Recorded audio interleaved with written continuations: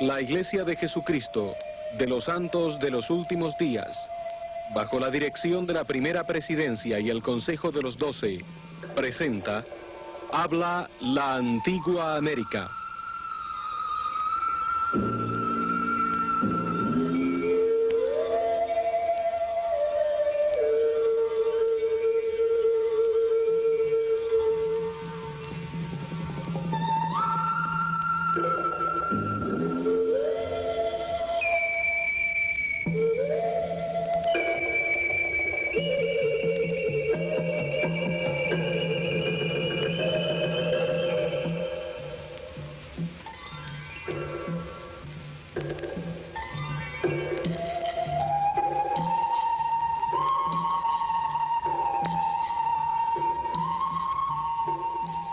Esta es la tumba de un antiguo líder sepultado en las ruinas de Palenque, aquí en el sudeste de México.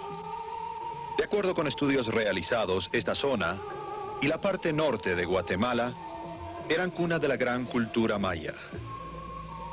¿Quién era este hombre y por qué fue sepultado en este templo?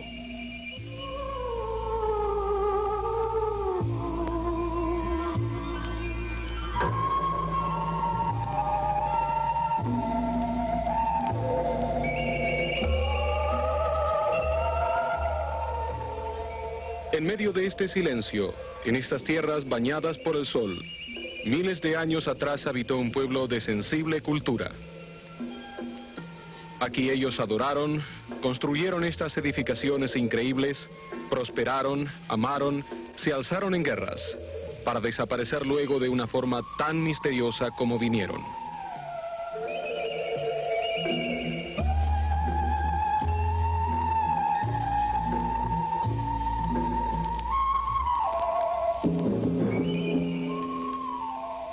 ¿Cuál es la respuesta a este enigma del pasado?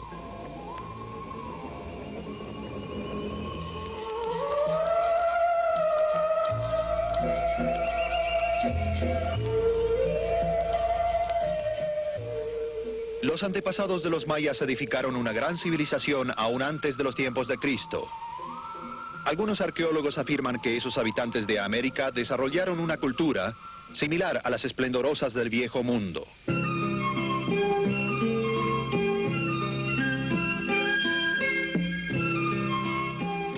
Al tratar de individualizar al pueblo que habitó en Centro y Sudamérica cuando estas culturas estaban en pleno apogeo más de 1000 años atrás, nos asombramos al compararlos con sus descendientes. Esa gente sencilla y amigable que aún establece su hogar aquí.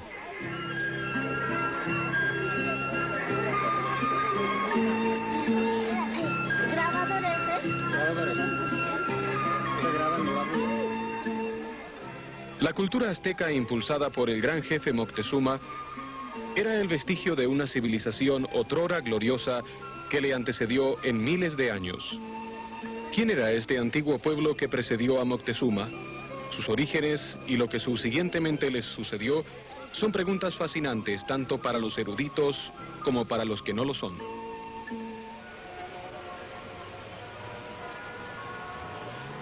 La hermosa y moderna Ciudad de México está edificada sobre las ruinas de varias de estas primitivas culturas. Los estudios han demostrado que este pueblo era profundamente religioso, y entre las muchas culturas, una de las creencias más predominantes era la relacionada con el gran dios del cielo y la vida llamado Quetzalcóatl. Aun cuando varios nombres han sido dados al dios Quetzalcóatl, su descripción es casi la misma. Un hombre blanco, barbado, de ojos azules, que vestía una túnica blanca. Él aconsejó a la gente, les enseñó, y partió con la promesa de que algún día regresaría. Quetzalcóatl significa serpiente emplumada, pudiéndose ver este símbolo en las ruinas de México y América Central. Se cree que la serpiente emplumada es un símbolo degenerado, creado por los pueblos subsiguientes para perpetuar la memoria de esta gran deidad, quien partió tan misteriosamente como llegó. Cuando Colón desembarcó en el Nuevo Mundo, muchos nativos pensaron que era este el gran dios blanco que había regresado.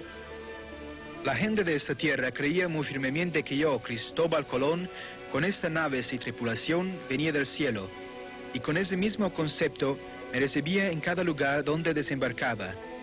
Y aún hoy día muchos de ellos son de la opinión de que yo descendí del cielo, y otros fueron corriendo de casa en casa dando voces: venid, venid a ver la gente del cielo.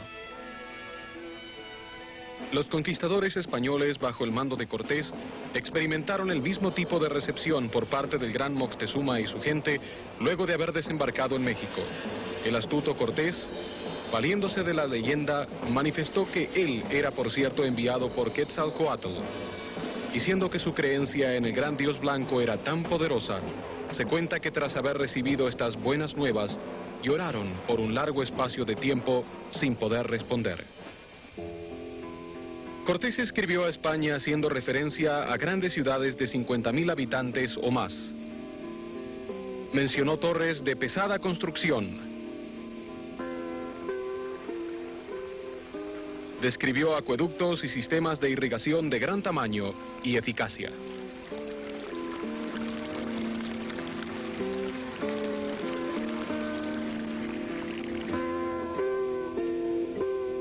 En las afueras de la Ciudad de México, Teotihuacán ejemplifica el alto grado de civilización alcanzado por estos antiguos pueblos preaztecas.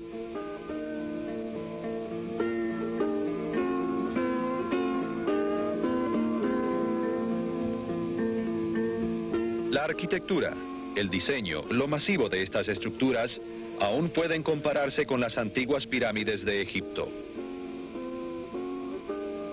Mitla, en la región central de México, muestra la exquisita mano de obra de estos antiguos artesanos, tremendamente habilidosos en el arte de la albañilería y en el uso del cemento.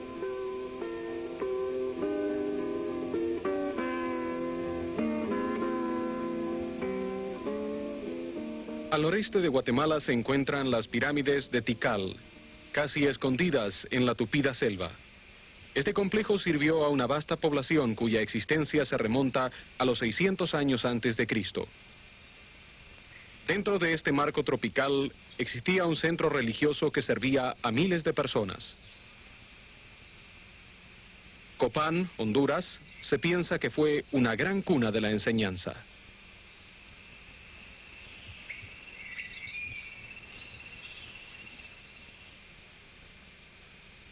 Todas estas grandes ciudades, desde México en el norte hasta la península de Yucatán y aquí en Copán, dan evidencia muda de una cultura extremadamente elevada que existió siglos antes de Colón.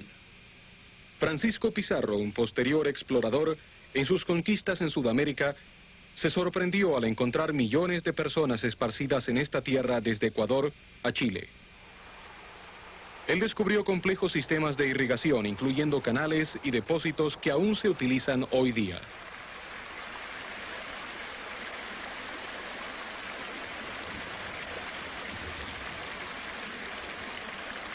Las llanuras costeras, así bañadas por los arroyos de las montañas, producían mucha materia prima, incluyendo el algodón, de una calidad tal que los botánicos concluyeron en que se trataba de una combinación híbrida del viejo y nuevo mundo traída al continente americano por medio de barco o balsa. La cultura de Paracas en Perú, registrada entre el año 500 antes y 300 después de Cristo, produjo una de las fabricaciones textiles más finas de este mundo. Las tintas usadas en estos productos todavía conservan su brillo después de 2000 años, atestiguando su soberbia calidad.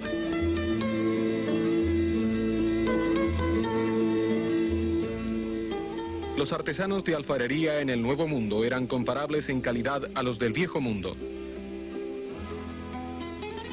Sus trabajos en cerámica se asemejaban a los de Asia.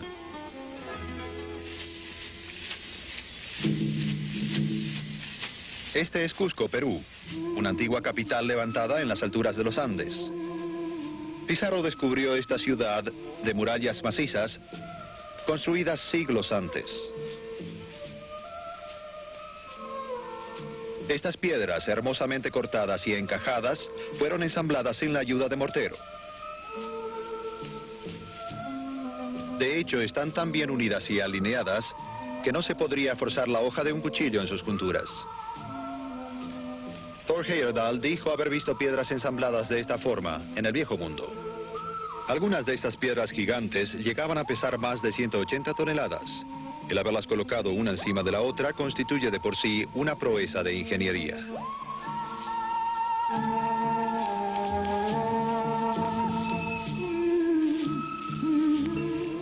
Machu Picchu, perennemente hermosa, se presume que fue la fortaleza construida para proteger a Cusco de invasiones.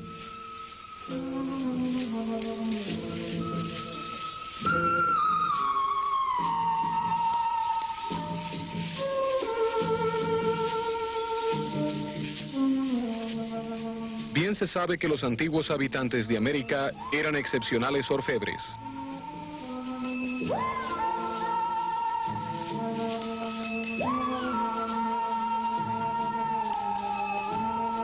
Pizarro manifestó que fueron necesarios 60 incas orfebres trabajando día y noche durante un mes para reducir a lingotes todos los artefactos que debían ser transportados a España.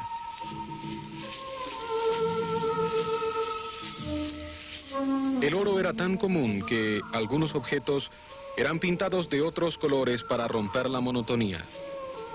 Con los restos de oro se hacían petos. Asimismo fueron encontradas planchas sumamente delgadas, chatas, similares a las placas de aluminio que se utilizan hoy día. Se sabe que también trabajaban en cobre, plata y algunos en bronce. Estos antiguos habitantes fueron dotados del arte de la medicina en un grado asombroso. Estaban familiarizados con el uso de los narcóticos, tratamiento de embarazos anormales y aún llevaban a cabo con éxito operaciones de cráneo.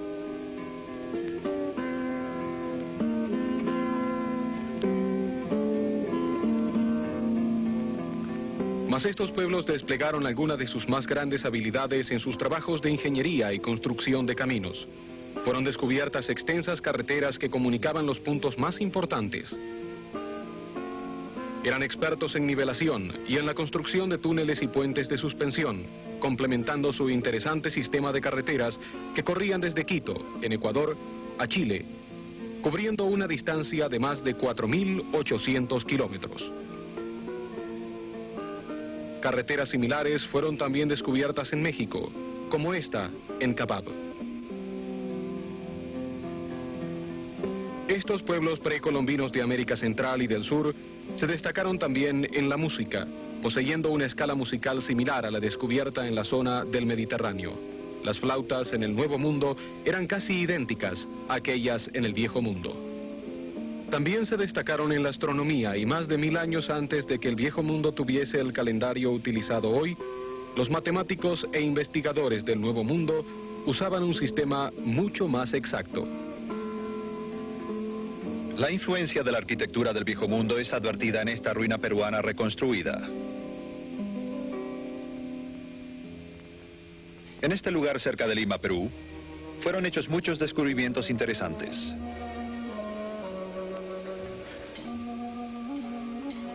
Tales como esta posible pila bautismal. Existe gran evidencia de un sacerdocio altamente organizado en su religión. Este y otros hallazgos indican que la religión era el eje de sus vidas.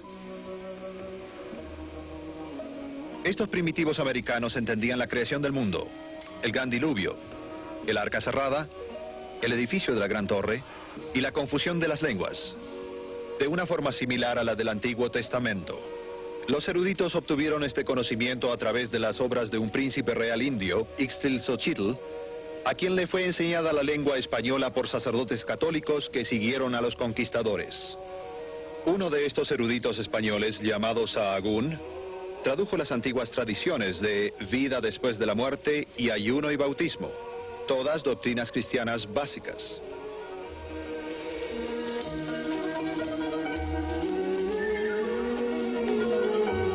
Muchos eruditos de nuestros días creen que los indios americanos son una mezcla de muchas razas y tipos de sangre. Recientes estudios y descubrimientos asimismo eslabonan a las Américas con las culturas del Mediterráneo.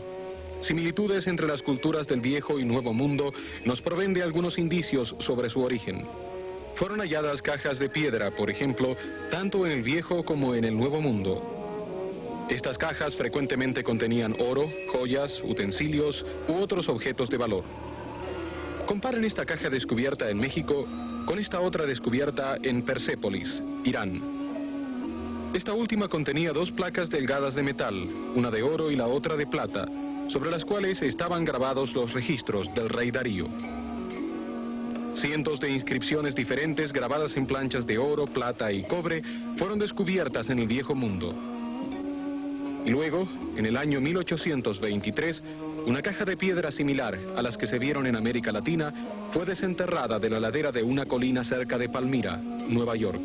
Esta caja de piedra contenía antiguas planchas de oro con extraños grabados en ellas, similares a los descubiertos en Irán. Al ser traducidos, dieron cuenta de 3 grupos de gente que migraron aquí en barcos provenientes del Viejo Mundo, 2 de los cuales luego se combinaron.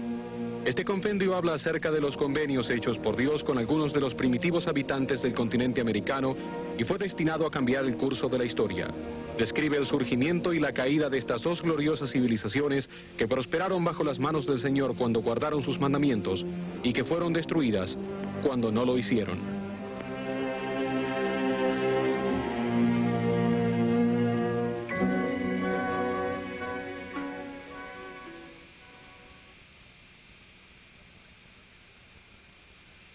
Al estudiar la caja de piedra del templo de Kulkulcán, otro nombre de Quetzalcóatl, vemos que su confección es similar a la que José Smith describió.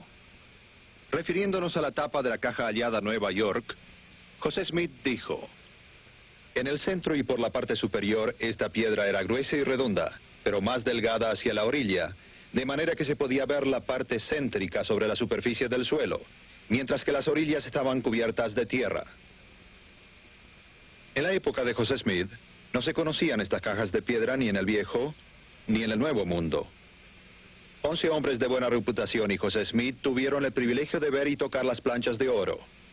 8 de ellos firmaron la siguiente declaración: conste a todas las naciones, familias, lenguas y pueblos, a quienes ligare esta obra, que José Smith, hijo, el traductor de ella, nos ha mostrado las planchas de que se ha hablado, las que tienen la apariencia de oro, y hemos palpado con nuestras manos cuántas hojas el referido Smith ha traducido, y también vimos los grabados que contenían, todo lo cual tiene la apariencia de una obra antigua, y de hechura exquisita, y testificamos de esto con palabras solemnes, y que el citado Smith nos las mostró, porque las vimos y palpamos, y con certeza sabemos que el susodicho Smith tiene en su poder las planchas de que hemos hablado, y damos nuestros nombres al mundo, en testimonio de lo que hemos visto, y no mentimos, pues Dios es nuestro testigo.